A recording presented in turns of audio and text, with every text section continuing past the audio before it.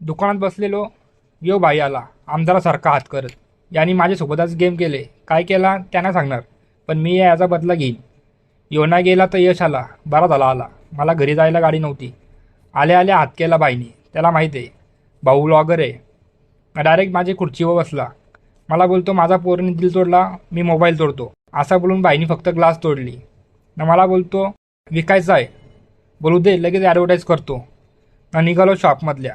बाईला काहीतरी घ्यायचा होता. बघा मी किती गोरा आहे ना, लोक बोलतात मला काली आहे. यो आपले नाशिकचा आहे बे. पोचलो शेवटी दुकानात. त्याला बोलू चेन घेऊन दे. मला बोलतो ओरिजिनल घे, डुप्लिकेट नको. निघालो तिथल्या. या भाईवर कॅमेरा मारल्या खोटी. त्याला लगेच समजला यो भाई ब्लॉगर आहे. त्यांनी पण लगे हात केला. यो आमचा पडक्याचा टोल नाका. बाईला बोलू थँक्यू बरी सोडल्याबद्दल. ना आईने काकड्या कापलेत, ना ताटान मटकीची भाजी ना भात. नको झालाय. घेऊन बसलो थोड्याच घड्याळात बघितला. बोलू 2:20 झालं. बोलू निघाला लागल. यो आमचा मिट्टू उडतो वा कसा. अरे हो घ्या. अरे यो परत भेटला मला. दोन पोटा करीत होता. 100% आले याला. निघालो शॉपला.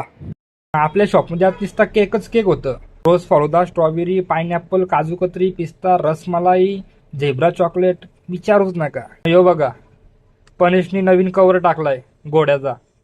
त्याला बोलू आयुष्याला घोडं लागलं. घोड्याचा कवर कुठं टाकतो बघा. असा पोरीसारखा लाजतोय नुसता.